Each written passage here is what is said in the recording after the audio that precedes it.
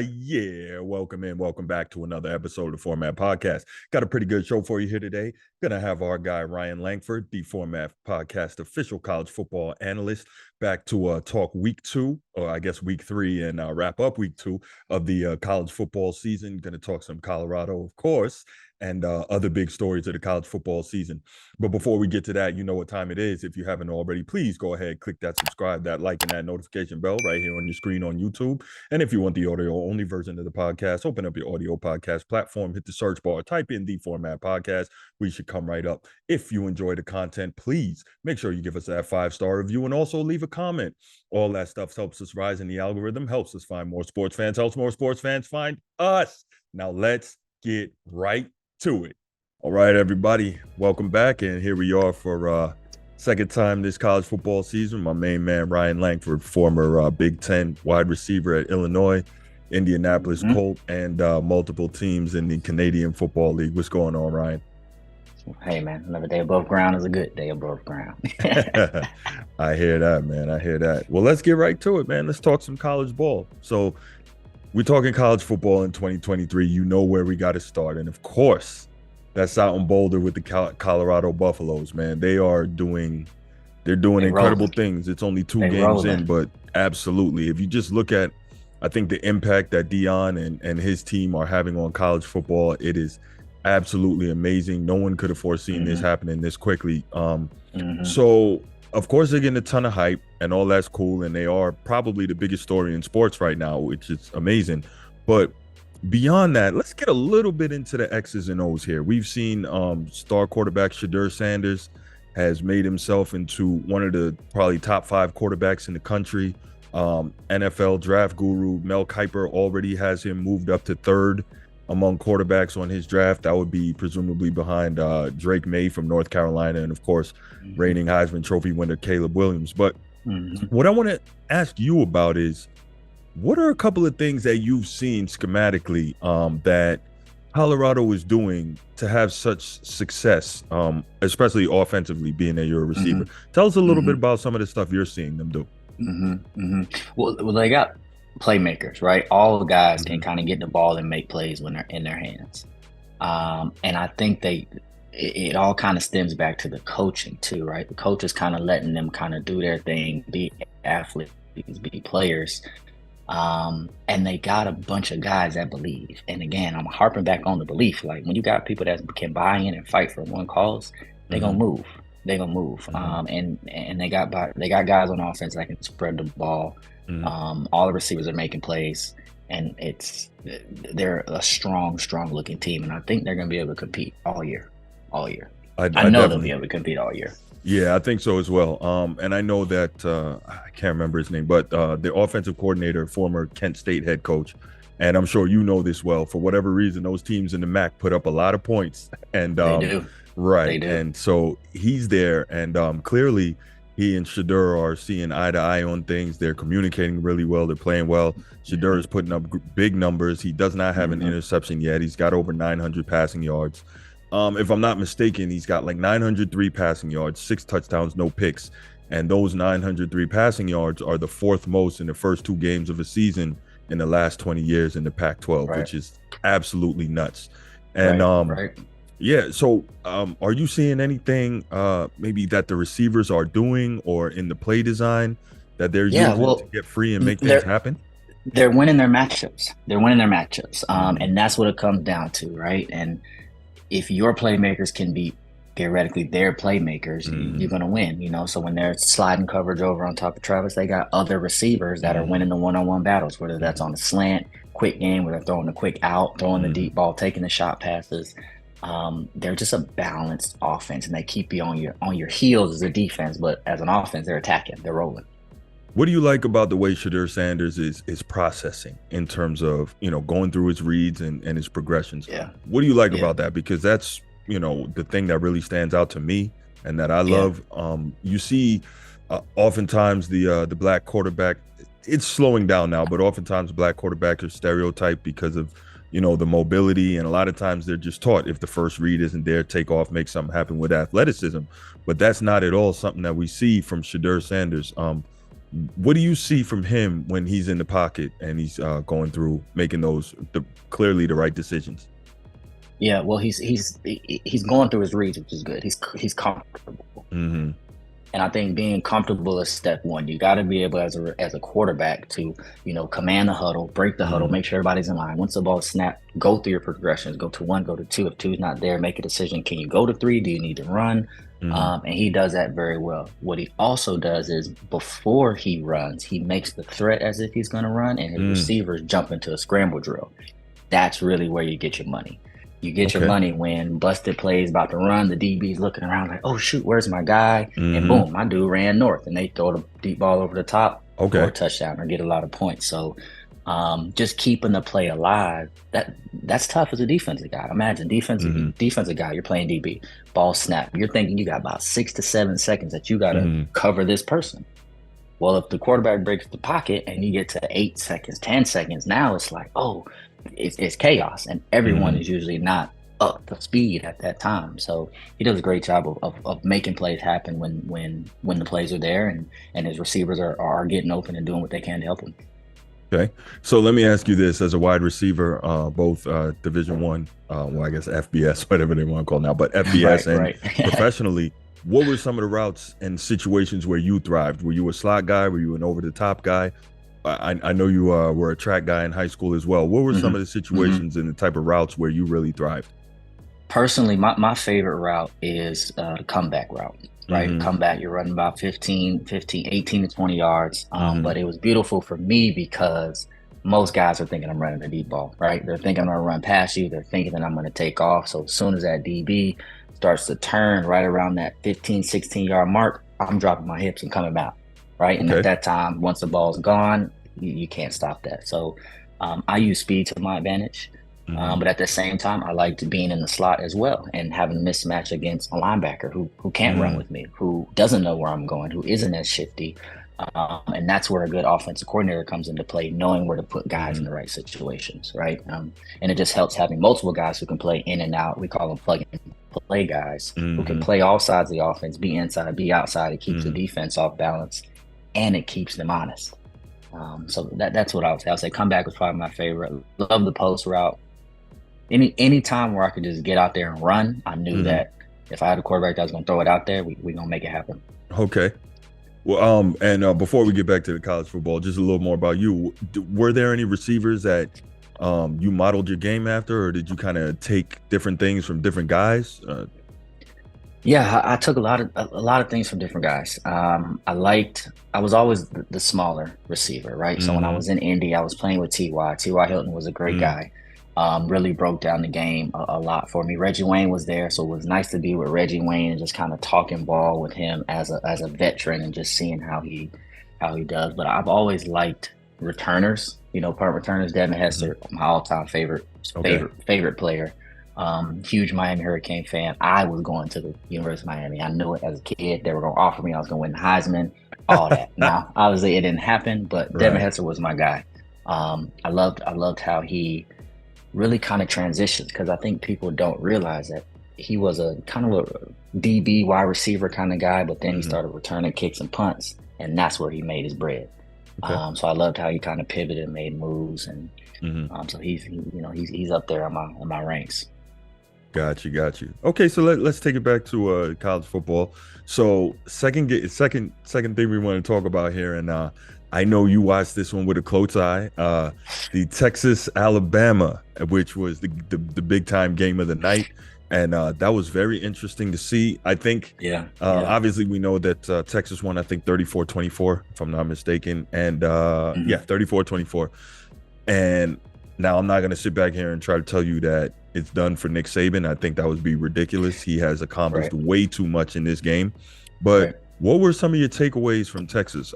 For me, one of the biggest ones was Texas looks physically prepared to go into the SEC. I think they matched up really hmm well with Alabama, which has, for the last 15 plus years, been arguably the biggest bully in college football in terms of physicality. What were some of hmm your takeaways from this game? Well, again, as a receiver, I'm watching receivers closely, Okay. and the Texas wide receivers outplayed Alabama. Hmm. Now, in my recent years, again, of watching football a little bit closer, Alabama, I feel, has struggled in the secondary. That's just kind of their thing sometimes. But Which is crazy Texas, because Saban cut his teeth and made his bones as a DB coach. So right, that's really wild. right, Yeah. right. And now I'm not saying that they're poor, but I'm just saying Hmm. that that's usually the weaker part of the Alabama core, right? Their O line is usually huge. Their O line is Yeah. now bigger than I think some of the NFL guys, right? Yes. So Yeah. Texas, they came out and played, but and I think they have a chance to be successful in the Hmm. SEC. Now Hmm. it's going to take time, just like anything, but they have the ability to recruit players now, saying, "Hey, we're in the SEC," Hmm. and they're showing that they can compete. Now, will they make it to the playoffs in the end? We'll see. But for right now, they're competing well. Got you. So, talking receivers, you've got uh, AD Mitchell, who was pretty much the star of the national championship game for Georgia last year. They plucked him out of the portal. Xavier Worthy, who has been a problem for the last 3 years. Hmm. Hmm. He's probably a second tier receiver coming out in this draft. Obviously, you have Marvin Harrison Jr. at Ohio State. You got Roman Dunze at Washington. Two beasts right there. But Xavier Worthy he's a big play waiting to happen if you got a quarterback with the arm talent to get it out there. So tell me what you liked about the Quinn Ewers to his receiving core combo in that game, because in the second half of that game, man, he was uncorking that thing and really letting it go on the deep balls. I don't know Hmm. if it was play design by Sark. Obviously, him being a former OC for Saban really knows how they would like to defend and what they do on that Hmm. side of the ball. But it looked Hmm. like his guys were really getting free deep in a way that you very rarely see Alabama opponents get free. So, Hmm. what did you think about that connection between yours and his guys down the field? Well, I think they found what was working. Hmm. And believe it or not, the deep ball works really well against Alabama. Tennessee did it last year on a big game, Ah, and people yeah. were like shocked, like, "Whoa, Hmm. these boys just run and track me by them." And Hmm. unfortunately, that's kind of been the weak point of Alabama. But they were, throwing the deep ball, and then again, guys playing confidently, right? When you Hmm. play confidently, there's a lot more reaction than processing, if that makes sense. And I think that's what really separated them in that game. Gotcha, gotcha.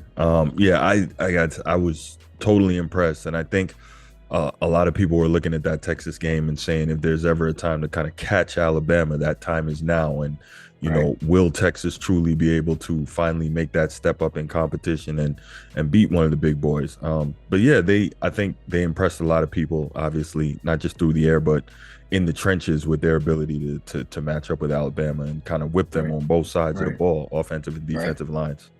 Right. Definitely SEC ready. They've clearly built a team to go into that conference and compete. Yeah, and you can. It's easier to. I won't say easier, but they're recruiting for now the SEC, right? At Hmm. first, it was Hmm. kind of thought like, okay, hey, we might go or just stay recruiting in Texas, but now they can use that as a staple. Like, hey, we're in the SEC now. We're competing against Alabama. You're going to be going against some of the guys that are going to be Right. playing on Sunday. Yep. So if you're trying to make it to the league, we're just as confident and qualified as a team now, Right. being in this SEC conference. So There you it's go. gonna be interesting. Right. Right. All right. So we'll head over to the Big Ten here. We'll head over to your home, your stomping grounds. Um, so are we kind of starting to see Ohio State round a little bit into form now? Obviously they've started a little bit slow with not Hmm. being sure about who they were naming as the full-time starter at quarterback, but Hmm. they've done that now. And do you think they're kind of rounding into form, or maybe they haven't really played a true opponent yet? Obviously, they have Notre Dame coming up next week on the 23rd. That's probably going to be It's a big game. not It's a big probably game going to for be. you It's right going to there, right. Absolutely, it's going to be their biggest test to date this season. for sure. What are you thinking about the Buckeyes? How are they looking so far to you? They look good. I mean, they're in a. I don't think transition's the right word. I mean, it's still kind of early on in the season. People are Hmm. trying to get their identity, if you will, and it's a new team every year. I mean, I Mm, think people, and I can think about that from a locker room perspective. right. I don't remember which team I was, but the head coach will come in, and usually at the beginning of the season and at the end of the season, he'd be like, "Hey guys, like, it's never going to be like this again." Mm, And it makes sense, but when you really, really think about it, it's like, wow, it's never going to be this exact same group of guys again. So each year is a little bit different than the year before, you know, and Hmm. so it's always going to be some tweaking that's involved, always some adjusting that's involved, and um, it's going to take time. But Ohio State is going to come back to being who Ohio State has been: powerful Hmm. team in the Big Ten, always competing or in the top ranks for the Big Ten championship. I'm still pulling that Illinois is going to pull it out here in the near future, but Right. you know, Ohio State, Michigan, Michigan State, those are the teams, those are Hmm. the staple teams, Right. if you will, of the Big Ten. So something I heard on another sports show, and I also think is a kind of interesting thought, is that because of the way Ohio State is consistently recruiting wide receivers, and they have such elite wide receiver rooms year in and year out, and Mhm. obviously they get good quarterback play to go along with that, that they're turning more into a finesse team, and just by virtue of you're recruiting these wide receivers, you need to get them Mhm. the ball, so Mhm. you're throwing that thing all over the place, and they're probably getting away from what they had a few years ago with the Beanie Mhm. Wells and the J.K. Yeah. Dobbins and those Yeah. guys of being a physical Boom team Heron. that could Yeah. also air it out. What do you think Mhm. about that? And because obviously their biggest rival and opponent is Michigan, and that kind of plays Mhm. right into a team like Michigan's hands, who can Mhm. be extremely physical and punish these guys. And we've seen it the last 2 years. What are your thoughts on that kind of perspective about Ohio State and how they're playing football now? Yeah, I think there's always room for change.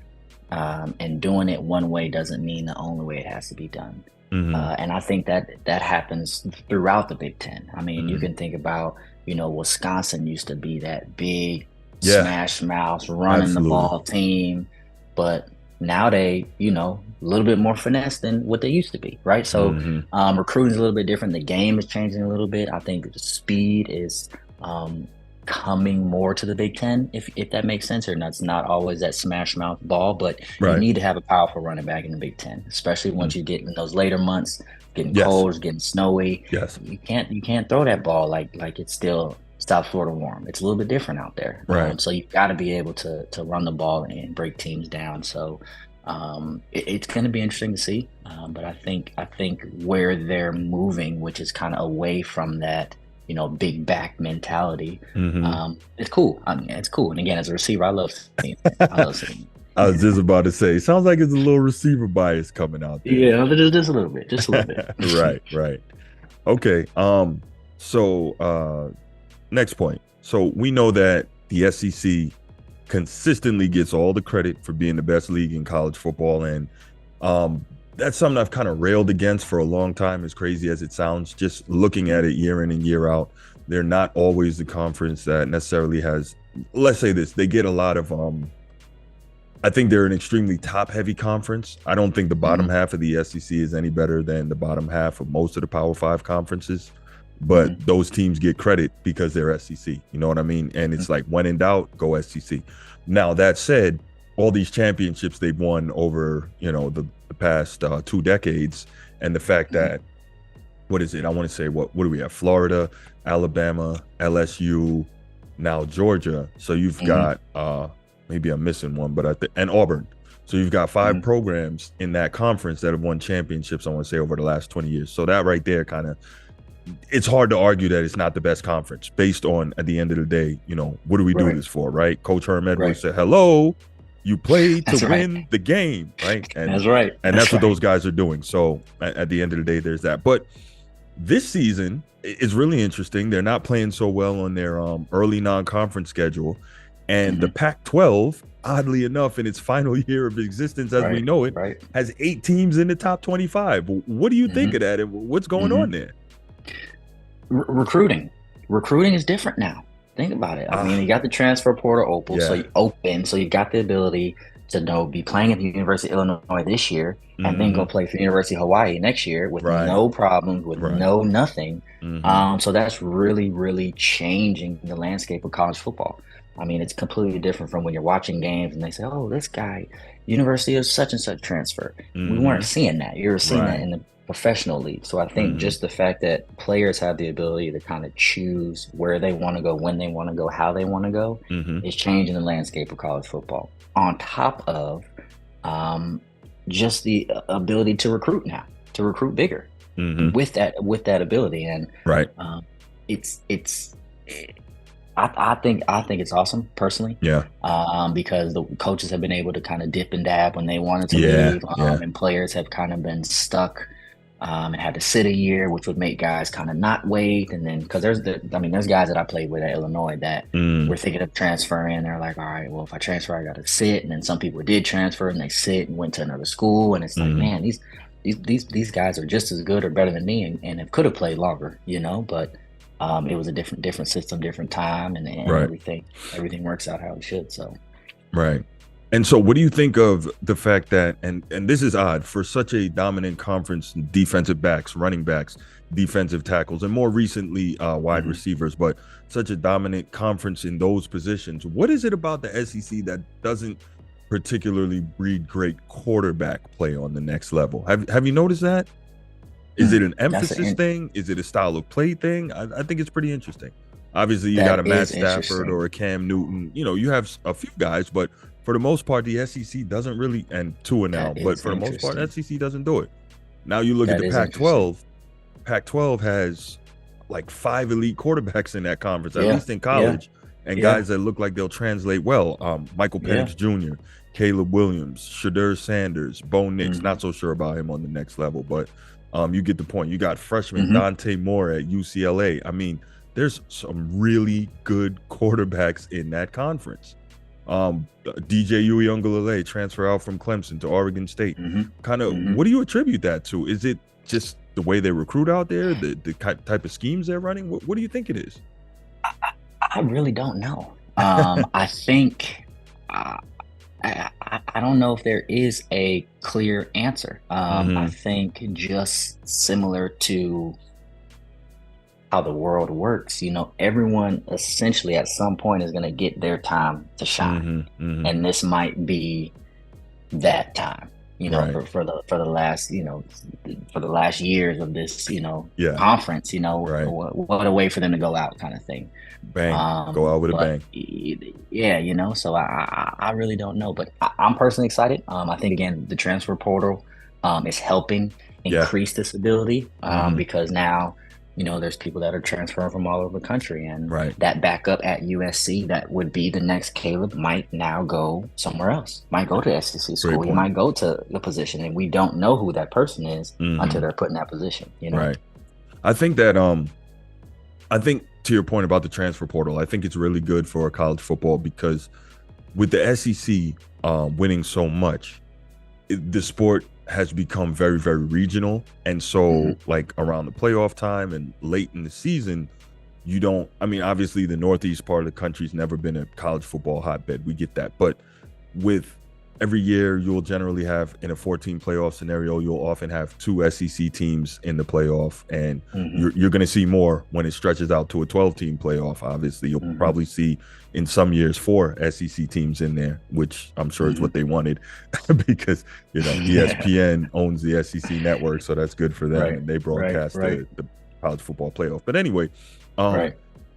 I do think that it's good because with more good teams all over the country, you get a more national interest in Hmm. college football, and I think that could only be better for the sport. Your thoughts? Hmm.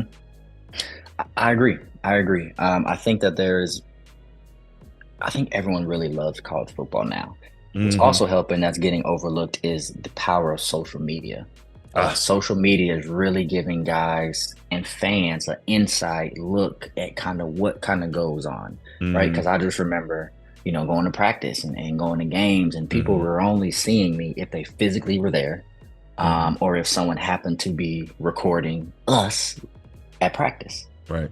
Now there's a social media department strictly recording guys at practice, making Great point. comments, making things, making stuff to show Mm-hmm. more about college football, to show guys personalities, and especially Right. with these NIL deals, Right. you are now more so a business than you've ever been before.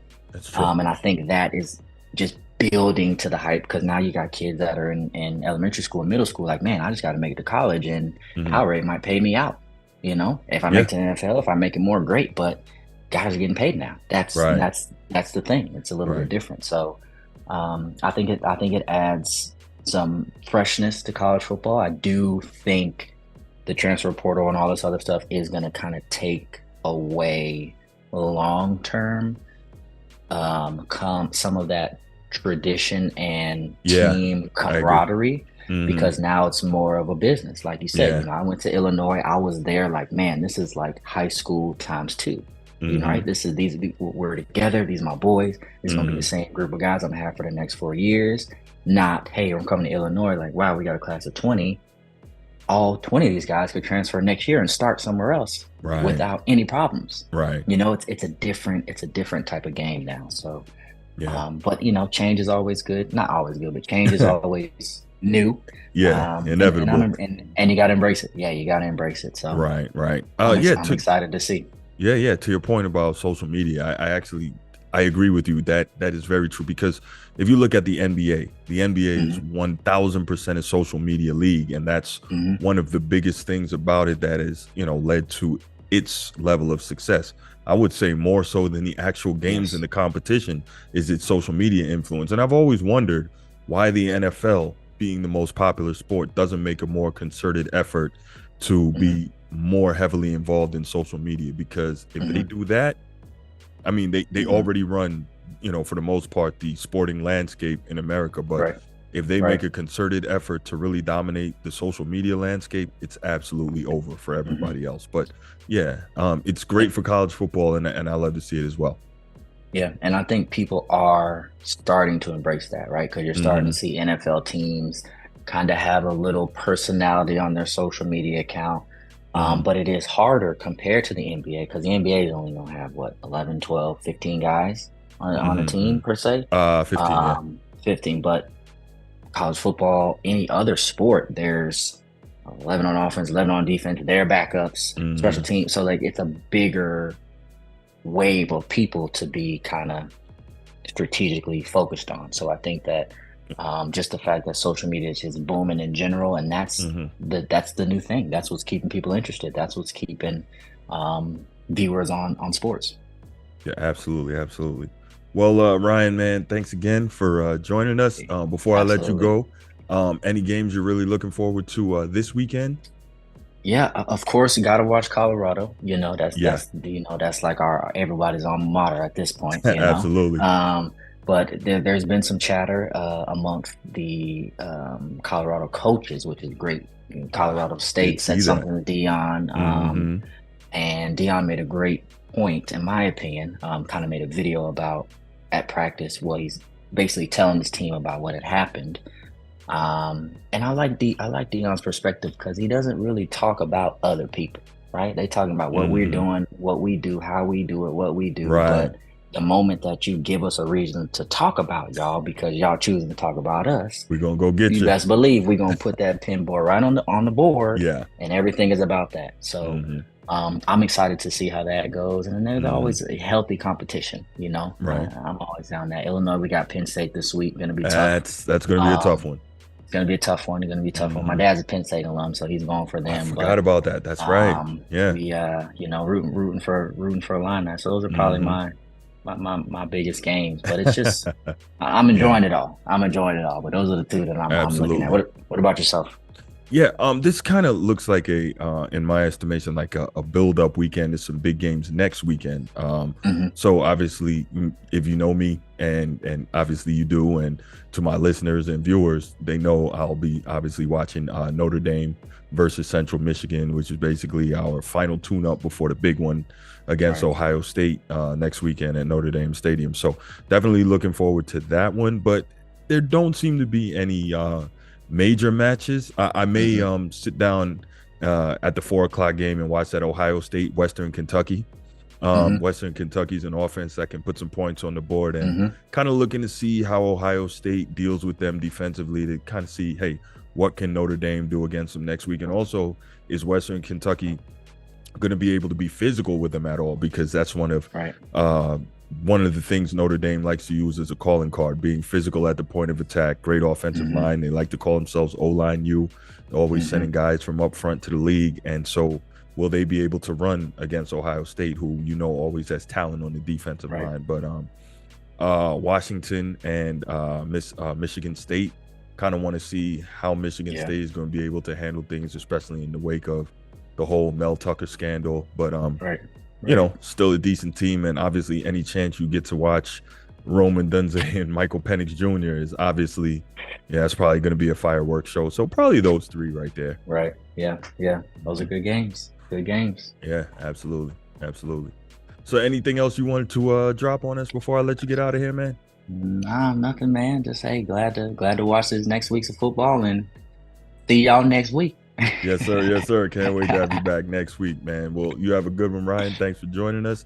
And Absolutely. again, if you haven't already and you're here on YouTube, please make sure you go ahead, click that subscribe, that like, and that notification bell, and share the pod with anybody you know that loves that sports talk. And I'm out. Peace.